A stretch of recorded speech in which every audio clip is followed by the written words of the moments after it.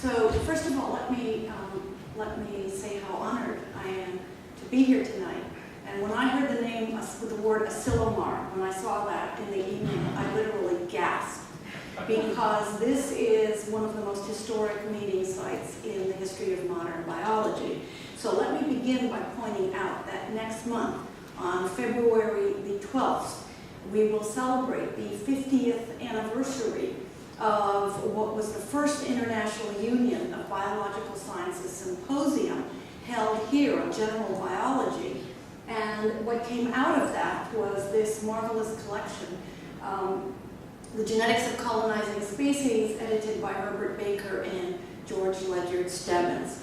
It was organized under the aegis of this man, who everybody is reading. I can't keep his book on my shelf. It keeps getting recalled by my colleagues in various biology units, Conrad Hal Waddington. And here are photographs of, he was at Berkeley, Ledyard Stebbins had been at Berkeley, and then moved to the University of California, Davis. So we commemorate and we honor their work when we meet at Asilomar this year.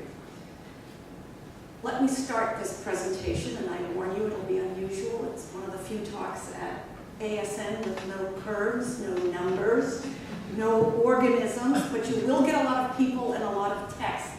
I warn you in advance. Let me start with these two marvelous epigraphs that frame my talk this evening. The American naturalist has had a long, distinguished career, and its various changes have mirrored changes in biological thought. Edgar Anderson from 1951. And then we have L.C. Dunn in 1966, the naturalist, reflected the changes in emphasis which were occurring in biology.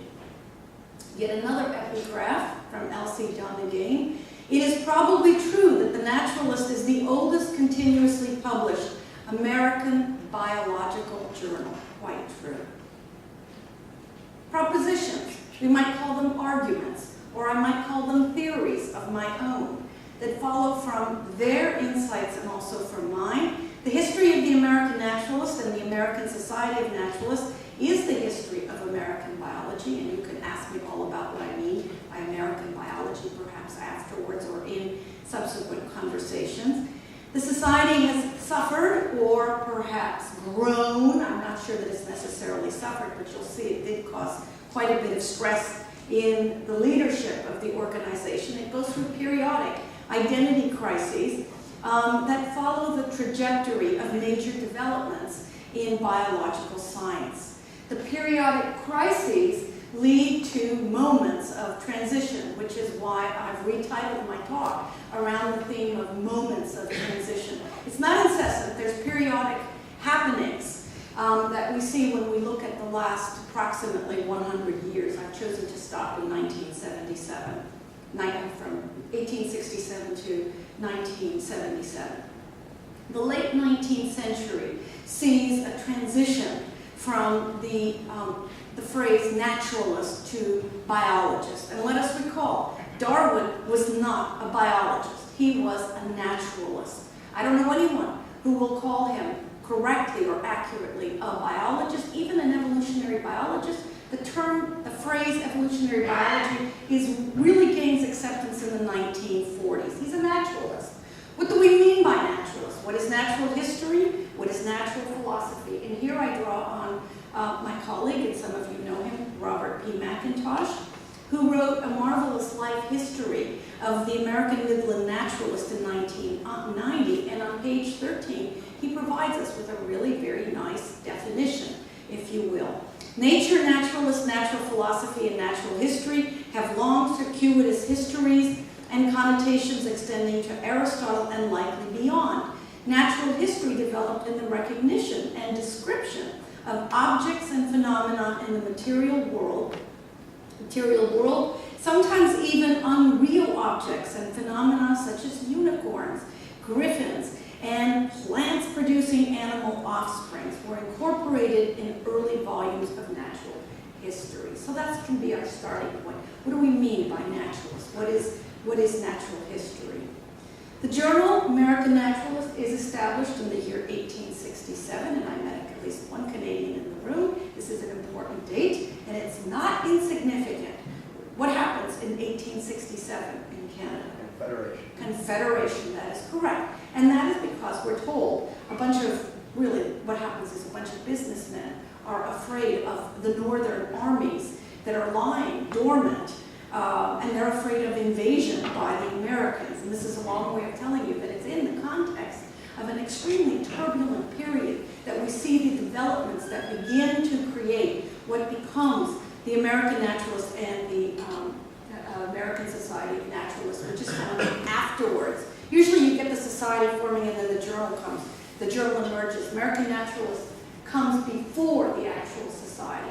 So the punchline is context matters, and I'll give you a little bit of a sense of what happens in that early period. The period of Reconstruction, or Reconstruction in America, sees unprecedented growth in a number of American institutions as the intellectual infrastructure of what becomes the modern American, I call it a research complex. It's not just universities, because it also includes field stations of various kinds, institutes of science, things like the Philadelphia, the Wagner Free Institute of Science.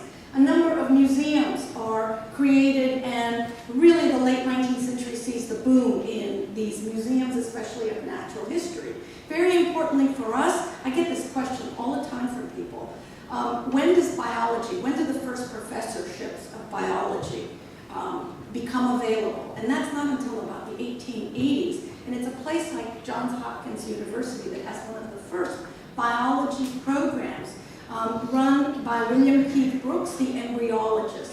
And doctoral programs come to be important. Remember, in the late 19th century, a lot of biologists didn't actually have doctoral degrees. They didn't need them for employment. Or they may have been wealthy amateurs who were engaged in natural history. And these were very legitimate scientists without PhDs. 1862, one of the great achievements of President Lincoln was the passing of the Morrill Act that created the system of land-grant universities, the state schools that are comprehensive and integrative in nature. And I think there's an entire book to be written about the importance of the land-grant schools and the development of what becomes American biology. So we have all of these agricultural, after that we have the Hatch Act that creates agricultural experiment stations. We have other developments, and here let me just refer you to the work of some of my colleagues. Mark Barrow, who looks at the kind of cultural history of late 19th century America, and he tracks what comes to be what he calls nature's ghost, which is the growing recognition that America's wildlife is disappearing. Carolina parakeets, passenger pigeons, the American bison. It's in the late 19th century, roughly at the same time that American Naturalist is created, that Americans are coming to realize, my goodness, we have this distinct identity, and it resides in much of the wildlife. And he tracks all of this and the way that the Endangered Species Act is passed, etc. We have another work by Sally Kolstad, and I don't like the title. I don't think it does the topic justice, Teaching Children Science.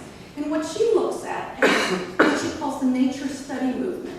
All through the 19th century, natural history and nature study were taught to women and to children. And let us recall that natural history was very closely linked to moral philosophy, natural theology, as Darwin himself had studied natural theology. That was one of his passions and interests.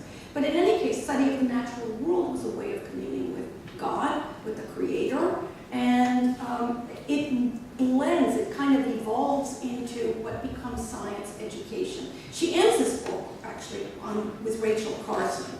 We have other books, like this one, that goes into the period of museum building. And many of you may know about the famous Bone Wars, Asilomar Marsh versus Edward Draker Cope. Literally, quite literally, it was like spy versus spy, engaging in these celebrated internecine conflicts where they were spying on each other's fossil digging sites and destroying fossil sites. It's extraordinary what they did. That was part one.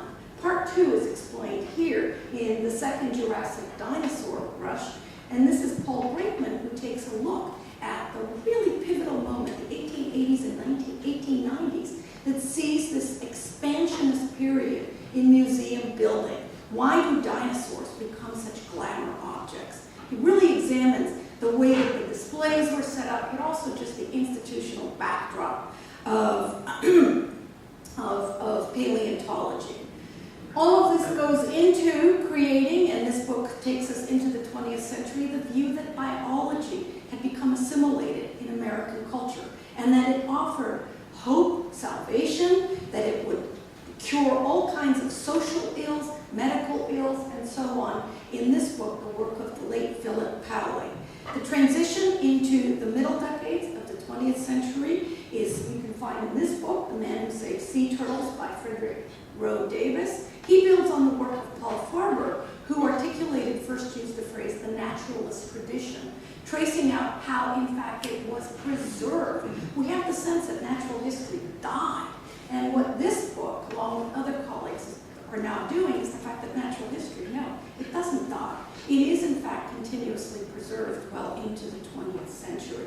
So this is kind of the backdrop for the 19th century. And we know a lot about the late 19th century because we've been mining it for so long. And you'll see how little we know about the 1950s, 1960s, and 1970s as this talk continues. But back to our founders, the founders of the American naturalism.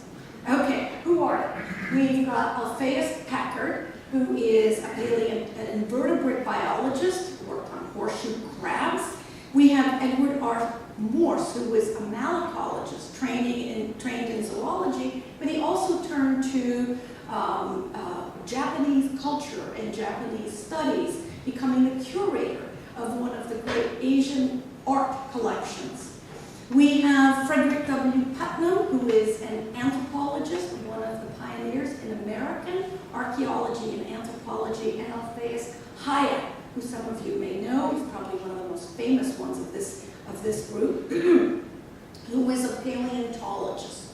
What do these people all have in common? Okay, so they've got animals in common, whether they're humans or horseshoe crabs. Well, they all belong to what is called the Society for the Protection of American Students from Former Professors. And that is because they were all the pupils of this man. Louis Agassiz. And the fact of the matter is that they staged a kind of intellectual student revolt. They were dissidents. They were angry with him. They were frustrated by the fact that it appears, according to Edward Lurie, who is one of Agassiz's biographers, he refused to recommend tenure appointments for them. So they staged a kind of revolt. They all ended up getting employed in Salem, Massachusetts, and they in turn decided to create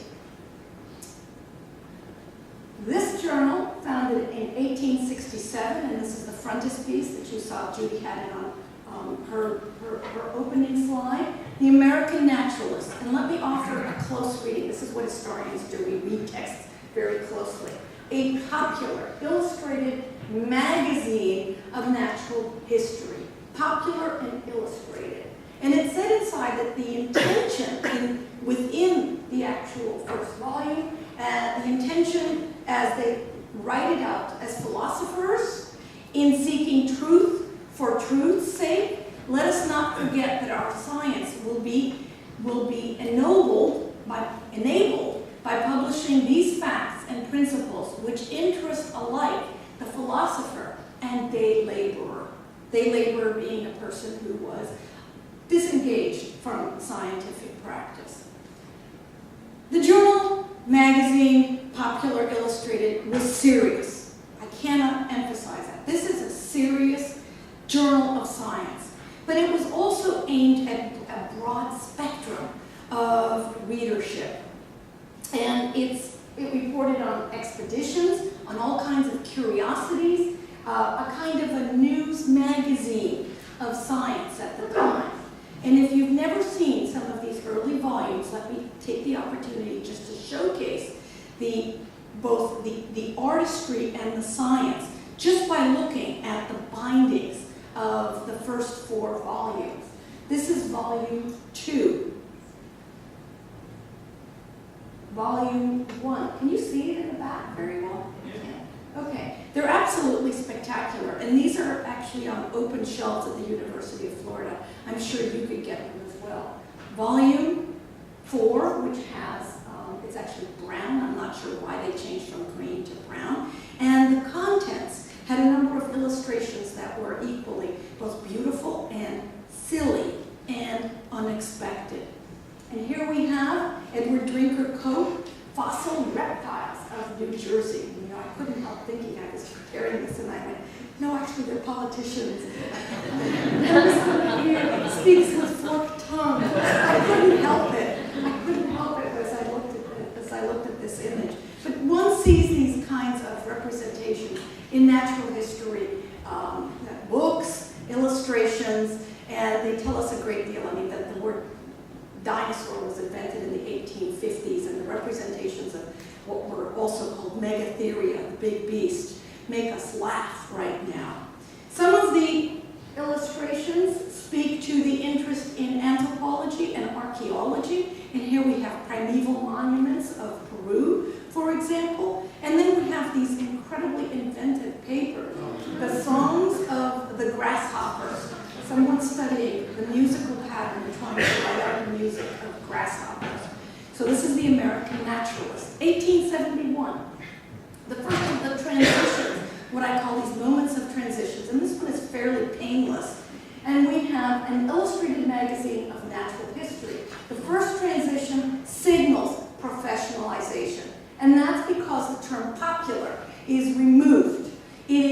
It's not that it no longer is supposed to engage a public audience, the so-called day laborer. It's not that it's not meant to, but it's that it is diminished. And we know this because by the late 19th century, we see a widening chasm between professional scientists and amateurs. You see it in ornithology, you see it in botany, you see it in all kinds of locations, and incidentally, that's also a historical moment when a number of women who were classed as amateurs, even though they actually knew a great deal about science, were actually sidelined even more so. So 1871, the first of the transition. It accompanies professionalization, as I said, but with it, professionalization, there also came specialization. And in 1883, finally, when the ASN is actually founded, it was the only organization, interestingly enough, that did not have a disciplinary project. It was not defined by any kind of disciplinary focus. It did emphasize professionalization, however, and according to Charles Sedgwick Minot, one of the early founding fathers, quotation mark around that, who was actually one of the early secretaries, I believe, the second one. The ASN was the first society to restrict membership to professionals through its constitution.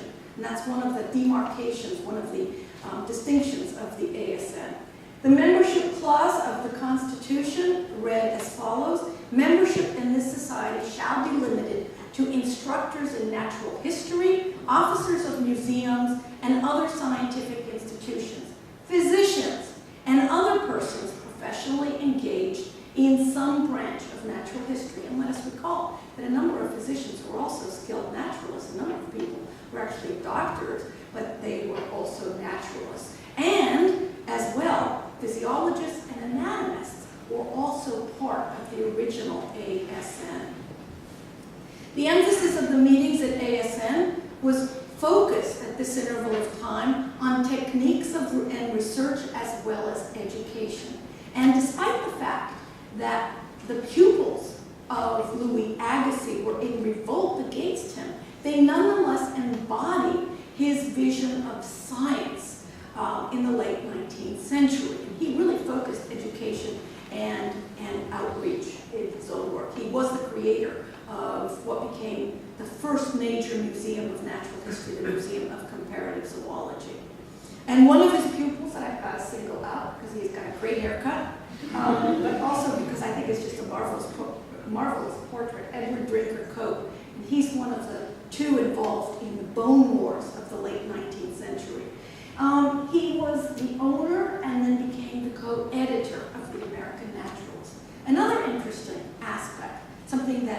is not common today and you may not be aware of is the fact that journals in the late 19th century and even into the beginnings of the 20th century were privately owned.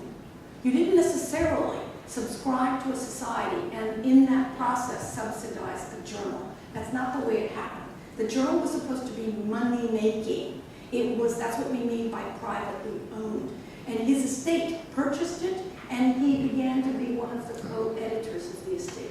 And I just finished researching the history of the American Journal of Botany. That was one of the few journals that was actually independently funded by the actual membership of the BSA. The Brooklyn Botanic Garden also provided some of the costs, but that's because the early members of the BSA were exceedingly wealthy, kind of elites in the Northeast. But in any case, it was very rare to have a journal that was actually funded by the membership. That's really an important part of that early history. Toby Appel, in 1989, described the early ASN as, quote, a halfway house. That is, by its existence, encouraged the formation of disciplinary societies and enabled them to survive their early years. I prefer to modernize the term. It's a little bit unflattering to think of the ASN as a halfway house. So let's conceive of it as a kind of innovation incubator or a hub for spawning other societies. And that's not too different from Brother C. Edward Quinn, who wrote a history of the American Society of Zoologists. And he wrote the following: the point we should notice, however, is how prolific an ancestor ASN proved to be. While changing little itself, it contained numerous homunculi. These are these little people, perfectly formed little people that were present in the 17th century drawings that were the emboîtement, if you know anything about embryology. That's how he chose to think of it. These homunculi, each ready to emerge and mature when its time had come. Look at all these homunculi. The American Association of Anatomists, the American Physiological Society, the American Morphological Society, which later on became the American Society of Zoologists, Botanical Society of America, sort of, and then finally the Geological Society, which emerged in, I believe it was in the 1880s. So these were all associated, all had members, and they were all nurtured in some fashion by the early ASN membership. But once they emerged as disciplinary entities, and remember ASN was non-disciplinary, once these disciplinary societies began to emerge, they also began to cut into the membership. And what had been a healthy society, every time the ASN met, was always well attended. By the 1890s, approximately, we see a society that is losing its membership. It's so slowly beginning to kind of peter out or poop out. So in 1892, the leadership of the ASN literally reached out to the American Psychological Association. It was a fairly new society, to G. Stanley Hall, who was its president in particular, and asked them to affiliate. Well, a far bigger crisis followed in the wake of all of this disciplinary specialization, and that was precipitated by the science calling itself genetics. Remember, William Bateson is the person who coins the term genetics. He's standing in front of the Royal Horticultural Society, and this is an elite body. These are not all scientists. A lot of them are amateurs. A lot of them are women. And he first begins to coin the term genetics, and in that context, evoke the name of Gregory Mendel, or Gregor Mendel. And let us recall, the rediscovery of Mendel's work took place in 1900, when three people independently, we're told, stumbled onto his original work: Hugo de Vries, Karl Correns, Erich von Chermak. This is a well-known story. But the science of genetics doesn't just slowly creep in, it quite literally explodes. It explodes in the United States especially because it was tied so closely to practical breeding, to animal breeding, to the numerous agricultural schools that were receptive, or especially receptive, to the knowledge that had come from Gregory Mendel. So this is an extraordinary period. I prefer to think of it as a kind of, it's not that the society fractionates, it's quite literally that something outside or related to it begins to emerge, exploding on the scene, and that is actually part of an intellectual ferment. And it's something exciting. It's a new science that is quite literally being born. And the second thing that happens is that many people begin to want to understand the many factors of evolution.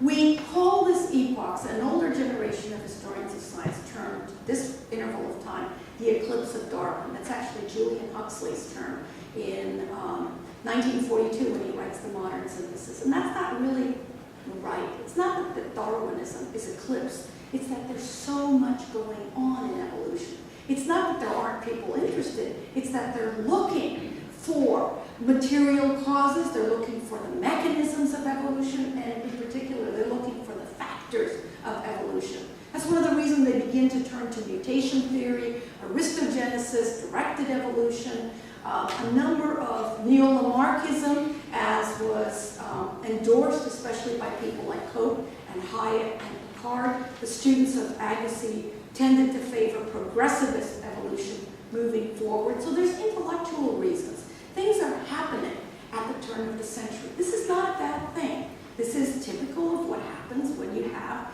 huge influx of resources, people, needs, a developing nation. Remember, the United States around the year 1900 is emerging, it's beginning to emerge as a kind of international force by the especially after the First World War, when Europe is decimated. So this is actually a good thing. The other thing that happens that is not entirely intellectual in nature is that this man begins to assume editorship and to buy the journal. And he buys it in 1907 from the estate of Cope, James McKean Cattell, who happened to be a psychologist, interested in psychometrics. We're told that's his interest. He also was into doing drugs and all kinds of other things. A really interesting figure, a kind of, he really pushed the envelope. But he was especially interested in publications and in the dissemination of information. And that's one of the reasons he also begins to edit the journal Science. And all through this interval of time, we see close association between American naturalists and also of science. And he's really not the brain or, behind the American naturalist as he makes that transition. The person who really embodies the vision of what would be the American naturalist during the next interval of time, this transition that I want to describe, is this man, who you likely know, Thomas Hunt Morgan, starts out in embryology. He's interested in evolution, but he's very impatient with the absence of experimental rigor. He turns to Drosophila melanogaster, and the rest really is history. We can see him here, a photograph in one of the bottles and the so-called fly room at Columbia. He later moves to Caltech. But it's actually Thomas Hunt Morgan who begins to embody the vision, and he's quite literally directing it. We're told that he was very close to James McKean Cattell. So he's directing the trajectory of the journal, which of course becomes very, very heavily representative of what would be the new genetics.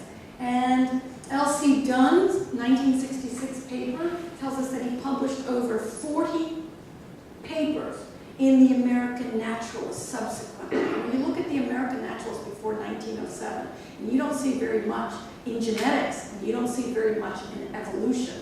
And it's really genetics and evolution that will become the dominant themes of the journal and also the interests of the society. But we see, before this is established, we see all through the pages of Science. And again, remember, it's also been published by James McKean Cattell, 1907 and 1908. This is just a page, just a quotation. The following circular is published in the hope of reaching many members of the affiliated societies who are not now members of the Society of Naturalists. It is hoped that all who are interested in the scientific study of evolution And I note the term scientific study, which makes you wonder, was there a non-scientific study? What they really mean by that is the emphasis is actually very heavily experimental and laboratory based. That's really what this invitation is saying. The scientific study of evolution will join the naturalists in making a systematic effort to present the results of modern investigation in the field. Many who have not hitherto attended to the matter will also now appreciate the other advantages to be accomplished by strengthening this association of the special scientific societies to which they belong. Announcement, the reorganization, and the annual meeting. In view of the opinion so widespread that American Society of Naturalists has no important function and is not meeting the requirement of proper cooperation between its affiliated societies and others, the following plan is presented. It is suggested that the main object of the society be considered the study of evolution in all of its many-sided aspects, historical, environmental, experimental, etc. There is no subject which would so well hold together all the present members, including botanists, zoologists, physiologists, anatomists, paleontologists, anthropologists, etc. It is one of the first so-called, I call them unifying arguments. And remember, we all live under Dobzhansky's famous assertion that evolution is the central organizing principle of biology. Evolution as the unifying principle. Here it's of all the sciences. It isn't only of biology. That's Dobzhansky's twist in the 1960s. But it happens to belong to the American Society of Naturalists first. It is argued by those who regard the Society of Naturalists as an anachronism, that natural history is no more than in the differentiation and specialization that accompany the science. It is broken up into botany, zoology, etc. What is the remedy? Seek an association of workers on general biological topics for the presentation and discussion of the results of investigations on such topics. Such an association is already organized. The American Society of Naturalists is dignified by years of service and a membership that includes the most eminent of American biologists. Except in its early years, it has been, as it now is, an exclusively biological society. That's actually a slam at Louis Agassiz and his many students, and it's one of the first times that we see the word biology directly applied to the vision of the American Society of Naturalists. Also from Science, 1908, if you can believe this one, I was floored. I've written a history of the Darwin Centennial Celebration of 1959, so I was absolutely floored to find out that in the 1909 celebration, in the planning of that, the American Society of Naturalists was actually left out. And this was the AAAS that was organizing this big Darwin memorial.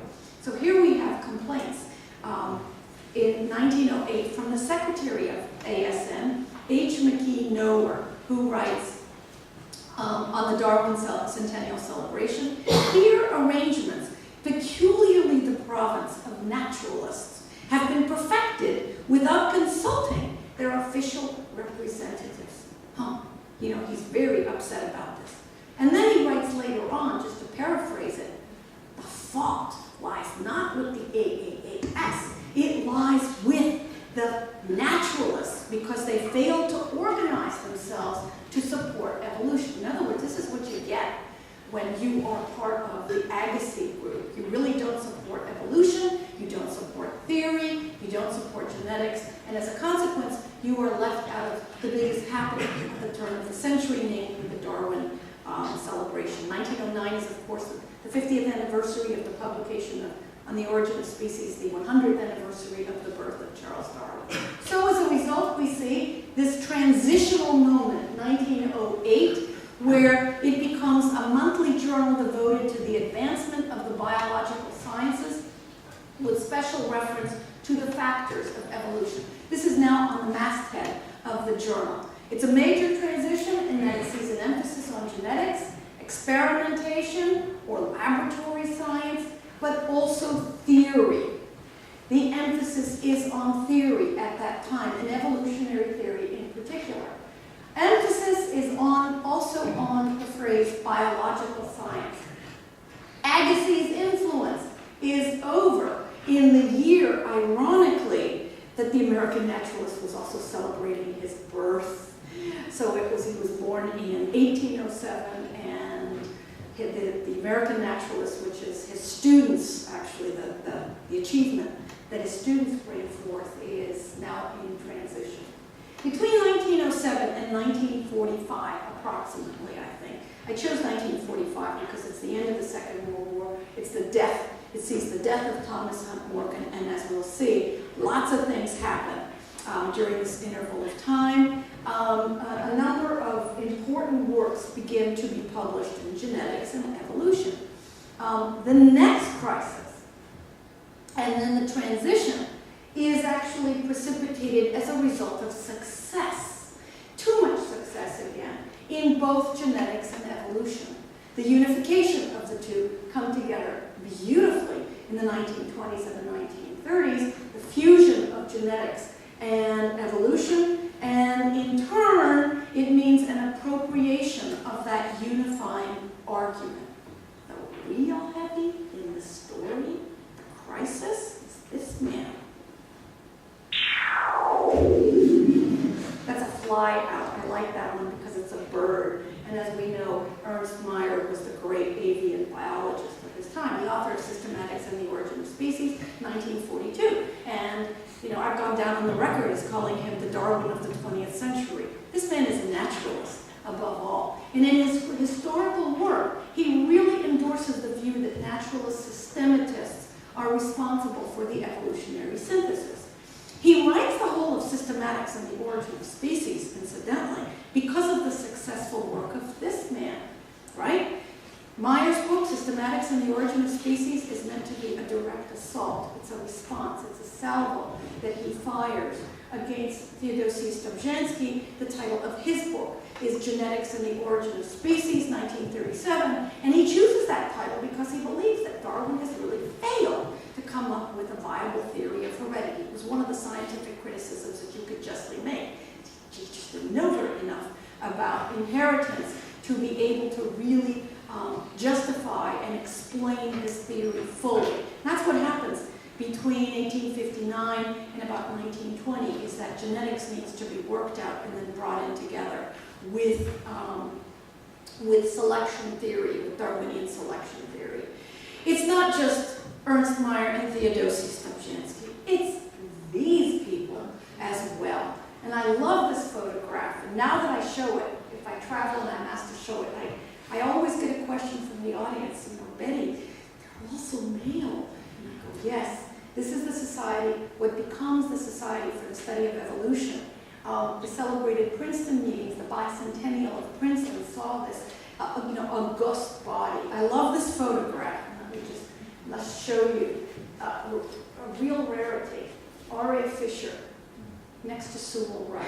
You got the joke. I don't need to explain. They didn't get along. Not at all. In fact, they would very often, if they were forced to sit next to each other, they would turn their back from each other. They absolutely refused to work with each other. It was kind of embarrassing. That's Sturdivant next to them. Here's Ernst Mayr, G.G. Simpson, the paleontologist, Ledyard Stebbins, J.B.S. Haldane, E.B. Ford. Dobzhansky is up there next to Edgar Anderson. And if you like, we can, I have the chart that will identify the august body that convened. Muller's in there, like everybody who's anybody on the scene of, on the face of evolution, convenes, comes together at Princeton. And remember, it's the end of the war, and they're holding out. They're one of the reasons of the Society for the Study of Evolution. And here it is, the foundation document, and this is a photograph provided by, given to me by Jim Crow. And this is a photograph that comes out of the 1970 Austin meetings, but it's a photographic reproduction that was given to participants that was actually the founding document, the signatories of what became the SSE. And at the top, the handwriting at the top is Ernst Mayer's signature. It is his signature, but also it's up there. Members in attendance at St. Louis, 1946, comes out of the American Association for the Advancement of Science meetings. And let's recall, one of the reasons that the SSE was launched in the United States of America and the journal Evolution, the International Journal Evolution was launched in the United States of America, was the fact that printing paper were incredibly expensive in the post-war period in the United Kingdom, in England at the time. So they really couldn't afford to put out the journal. Remember, there's something called the Second World War. And one of the reasons they're jubilant, they're celebrating, is the fact that they can finally get gasoline to be able to come together and to have one of these large meetings. So we're looking at a nation that is quite literally in the grip of war, but scientists are continuing to work, even though many of them have turned to war-related research. But everything just explodes on the scene in the post-war period, as of course the United States of America emerges. Europe is in tatters, quite literally, emerges as the powerhouse, thanks in part to a lot of immigrant scientists. Meyer is, of course, German, and he immigrates before the war, but he stays in the United States. Theodosius Domzhansky is a Soviet exile, an immigrant. He never returns to the Soviet Union. He's banned from returning. But a lot of immigrant scientists came to the United States. A lot of the infrastructure that we now know, that we associate with modern biological science, is formed in the post-war period, including the National Science Foundation, which was founded approximately 1950. But in any case, that's kind of the context. 1946 in the journal Nature, and again, it's Nature, it's not science. Nature is considered more international. In Nature, the announcement of the new Society for the Study of Evolution was made. A Society for the Study of Evolution was formed on March 40, 1946, on the occasion of the meeting of the American Association for the Advancement of Science in St. Louis. The object of the society is the promotion of the study of organic evolution and the integration of the various fields of biology, such as taxonomy, paleontology, genetics, that are interested in evolution. The Society for the Study of Evolution was a kind of a union between the Society for the Study of Speciation, which was created in the late 1930s. These were all systematists. Biosystematists is what they termed themselves. And it joined with the Committee on Common Problems in Genetics, Paleontology, and Evolution. And most of the members of the committee happen to be paleontologists, mostly located around the American Museum of Natural History. And they all came together to create the SSE and to launch this new international journal called Evolution. The problem was that it was just too close to the American Society of Naturalists and the journal American Naturalists. Some of the enthusiastic members of the SSE proposed a takeover of the older journal, though by joint agreement. They would negotiate and they would then take over the new journal. Alfred Kinsey, and we seem to forget that the man was a gull wasp systematist. He was a great systematist before he turned to his sex research. He was actively involved in the Society for the Study of Evolution, and he opposed the takeover of the ASN and the American Naturalists. And you know, one of the reasons he didn't like it, he didn't want to do that, is because he said, well, heck, the American Naturalist is actually owned by a bunch of people who want to make money. They're not really interested in promoting science, and that is, in fact, very true, especially by the late 1940s.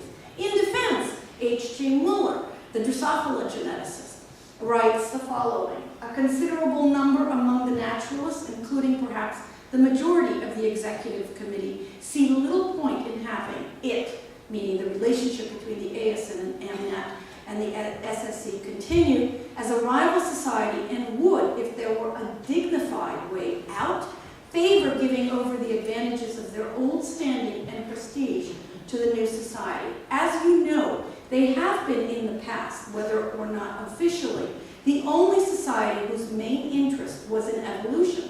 And I do not think they can be changed in that respect. Continues, should the attitude of the new society be one of artificial aloofness, as though naturalists did not exist, despite the greatly overlapping membership, etc., allowing the naturalists to gradually wither away? Or should they, if they are willing be accepted into some kind of association or merger. Meyer responds, he is ferocious. He is the great discipline builder.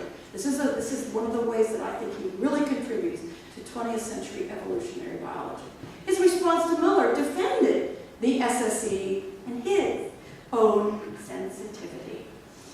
He also flat out rejected the Cattell's offer, and the Cattels now have shifted. It's no longer J. McKean Cattell. It's actually the son, Jacques, who then turns over the journal to his brother, Ware Cattell. But both of them are owning the journal and responsible, publishing the journal. He also flat out rejected, because Jacques Cattell tried to sell it to the SSE and to Meyer for $4,000, and Meyer thought the purchase of the journal, especially at this price, that was a lot of money in those days, merely to keep the undesirable, these are quotations taken right out of documents, name of American naturalist, imprudent.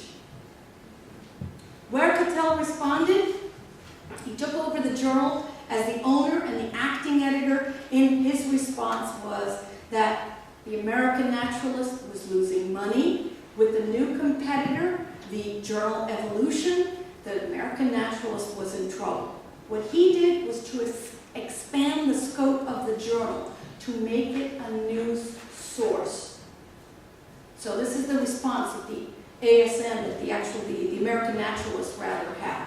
So in 1946, in response to the new society that was forming, we find a change in editorial policy. And this quotation is taken right out of volume 80 of American Naturalist. There is a great need of integration in biological fields. This will be aided by increasing mutual understanding through the presentation of the progress of new developments, including those of special interest to the biologist in political and international matters. The American naturalist will have served its purpose well by rallying the forces representing biologists of the country and by serving as the mouthpiece that can be quoted by newspapers at large. And there's about 10 pages of letters that are written in response that are mostly supportive of the new mission of the American naturalist. 1948, the masthead is changed to a bi-monthly journal devoted to the advancement of the biological sciences. Okay, so it changes completely, and you can just feel the new editor, the new vision, that is all in response to the journal Evolution, but also the takeover of Ware Cattell. 1953, however, we find a return to something recognizably American naturalist. The American Naturalist, established 1867, devoted to advancement and correlation of the biological sciences. And then underneath it said, edited in the interest of the American Society of Naturalists. And that's when a lot of my documentation stops. Because in fact, most of the editors have not yet deposited their documents. I don't actually know what happens, but I can offer some suggestions by looking at the editorial board, and that is that ecologists begin to emerge. We begin to see the influence of people like G.E. Hutchinson, and in the 1960s, the merging of evolution and ecology. It actually happens in the 1930s, if you know of the work of David Lack, Ecology, Evolution, and Behavior, what I call the Holy Trinity of evolution, begin to come together in the 1930s. But they really emerge in the 1960s when departments of ecology and evolutionary biology begin to be created. Departments of organismic biology come to be created, or departments of ecology, evolution, and behavior. It is ecology that emerges, because that's who I see on the editorial board, and that's who's publishing in the American Naturalist in the late 1950s, 1960s. By 1964, volume 98 to 99, we have devoted to the advancement and correlation of the biological sciences. And I'm not sure, maybe you can help me after. Try to figure out, what does correlation mean? I mean, what does to correlate the biological sciences mean? I can understand integrate. I'm not sure what they're meaning by correlation, unless there's too many mathematicians, and they're using this term in some novel way. I'm not sure. I'm really not sure. The masthead underneath reads, American Naturalist is a bi-monthly journal devoted to furthering the objectives of the ASN, which are, quote, the discussion, advancement, and diffusion of knowledge concerning the broader biological problems, including organic evolution, thus serving to correlate the various biological sciences into a common philosophy of biology. It will publish those general addresses, essays, and papers presented at symposia of biological societies, which contribute to the above purpose. Research papers and reviews in which theoretical interpretation and synthesis are predominant, and brief discussion, criticism, and comment on material is published in this journal and elsewhere. And finally, kind of wrapping it up, we have 1977, where we see the modern, and it's still with us today, the American Naturalist, devoted to the conceptual unification of the biological sciences. It remains to the present, 100 years after its founding. And let us stop there and remember how the journal began as a magazine, popular illustrations dedicated to natural history and observation and description. And as you know, if you pick up the American Naturalist starting around 1970, even 1960s, that's when the numbers, the curves, the graphs, the equations begin to appear. So thank you very much. I'll take questions afterward, and just my acknowledgement. And I really owe a great deal to my colleagues who worked the 19th century. I'm very much a 20th century being. I do go back to the 19th century, but these are the various people who have contributed to our understanding of the context in which the American Naturalist is founded, is established as a journal, and the American Society of Naturalists is created. So thank you very much.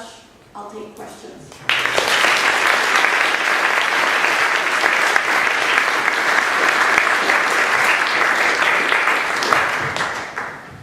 I really don't know what, I mean, I'm sure you all have great stories you'd like to share about what happens in the 1960s and the 1970s, since you're the actors. And maybe I'm being a coward because one of the rules of thumb of being a historian is you try not to give talks when the historical actors are actually alive and in the audience. I once did that at the Biosystemitis meeting. I spoke on Ledyard Stebbins, and Ledyard Stebbins was in the room. And somebody came up to me afterwards and said, "You interrupted the speaker too much," because he kept interrupting me every time I'd say something. "You forgot this, and this, and so on." But in any case, it is a good rule of thumb. But honestly, I really can't say with any certainty exactly what's happening because I don't have the documents.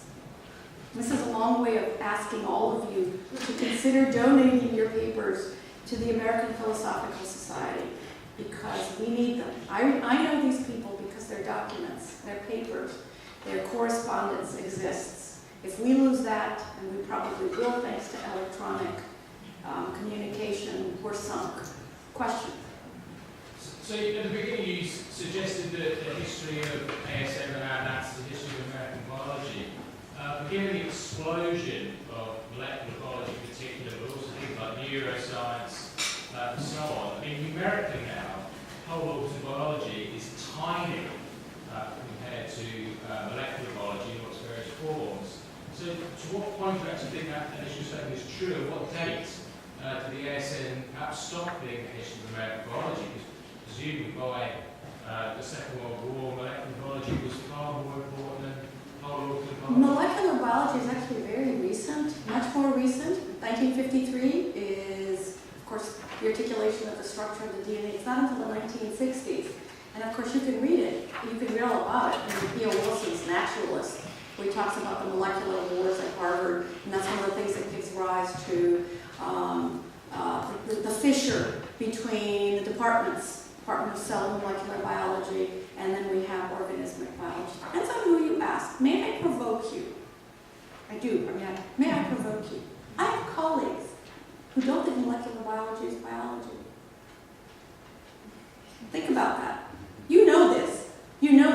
are a number of people. Of course, it's changed now with genomics and with the technology that's available. That whole fissure that opened up in the 1960s and the 1970s, it has closed. We don't see those kinds of conflicts and struggles and so on.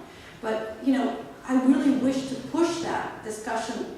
I'd love to have a discussion about that. Because what is molecular biology? I have colleagues in philosophy of biology who have asked that question. What is molecular biology? They study the history of molecular biology, and they all come up with one thing. They can't find a history. They can't do something like what I've done here. What it is it's a technique, or it's driven by various kinds of techniques. So the answer to your question is, you know, you'll actually, if you look hard enough, you will see molecular biology, but it's actually a reaction. It's something that's a reaction against in the 1960s, and then it's slowly assimilated. I don't know if I can get away with saying American biology by the 1970s. It seems to me, please disagree, it seems to me that the American naturalist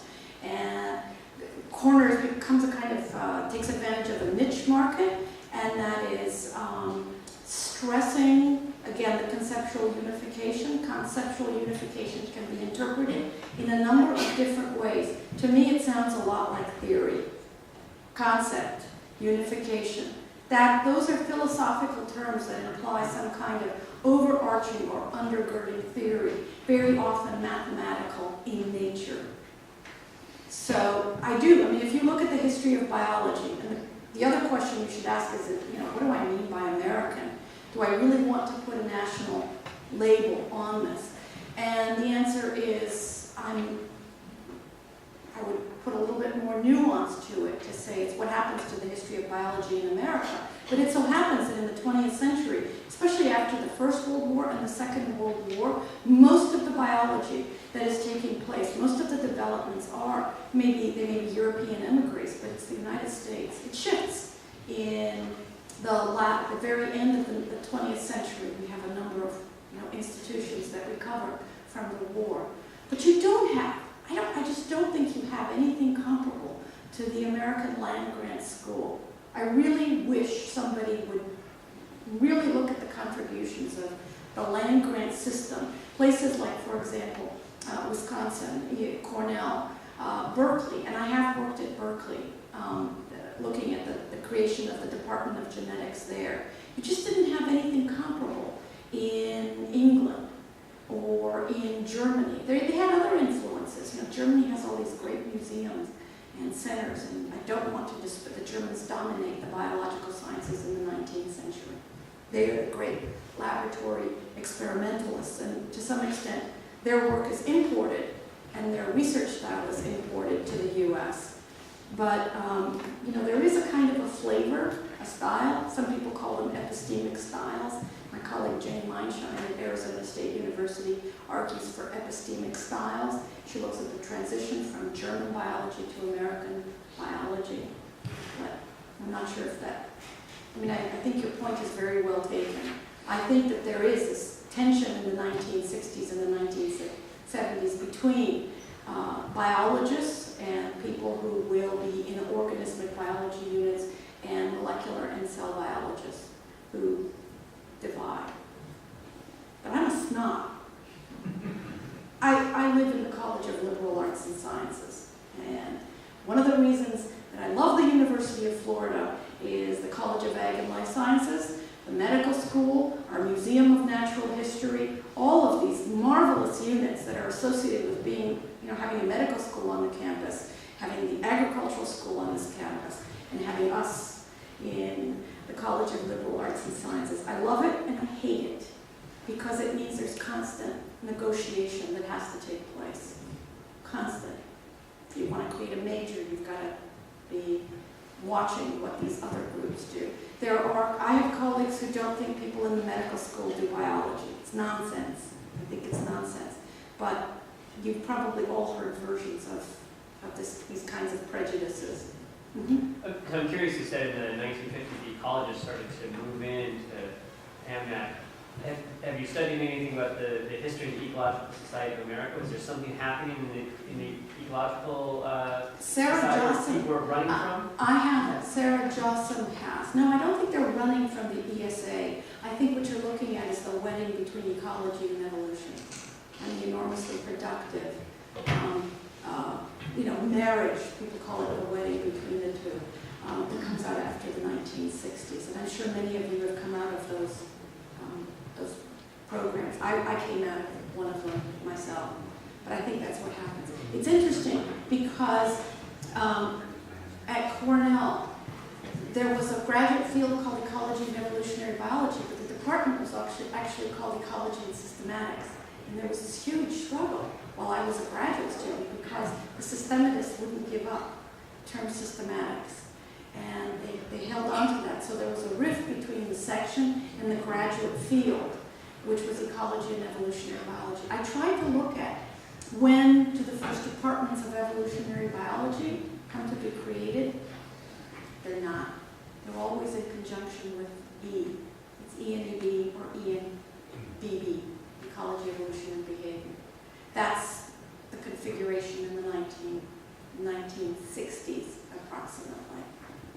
And the first, Harvard is one of the first places that really sees this fissure between molecular biology and organismic biology wide. And there's a whole, you can just read the account the eyewitness account that E.O. Wilson has. It's actually pretty accurate. It's fun as heck. When he describes James Watson as the Caligula of biology, gives you a sense of what's happening at Harvard. And I have interviewed a number of people. Interestingly, coming back to Asilomar and California, Ledrick Stebbins doesn't experience this rupture. The people who really, really fight molecular biology are named Ernst Mayr and George Gaylord Simpson. They are a lot of museum people, naturalists in museum settings. They like genetics. They appreciate what genetics has to offer, but they're busy kind of defending and keeping a space for themselves. Ledrick Stebbins is actually the chair of the genetics department at UC Davis. That's why he moves from Berkeley. And Stebbins has a very different trajectory. The architects of the synthesis, who are all members of ASN and SSE, all have very different career trajectories and philosophies. So we can, no more questions. Oh, yes. I think maybe, sorry, we're kind of running on to the end of the scheduled time for this. I just wanted to suggest that we break for now. People, they will be around. Maybe we can have questions and corner her, but I think maybe letting people stand up for a bit. We've been sitting for an hour, and there was supposed to be a bar set up, which seems to be In another room? so maybe we'll have one more question, and then we'll break. So plant and animal ecology seem to have different journals, different chapters. And I just was curious what role the naturalists played in that. I can't answer that. I really can't. I'm biased again. This is my personal. I was trained in science, so I got this kind of bias. When I look at the history of plant ecology, I see Aberystwyth, Wales. I see Harper. I see a lot of the United Kingdom. I see a lot of them playing very prominent roles, but that's my training and background. I don't necessarily see that, but that's not true. We've got people like David Black and that whole Oxford school in Britain.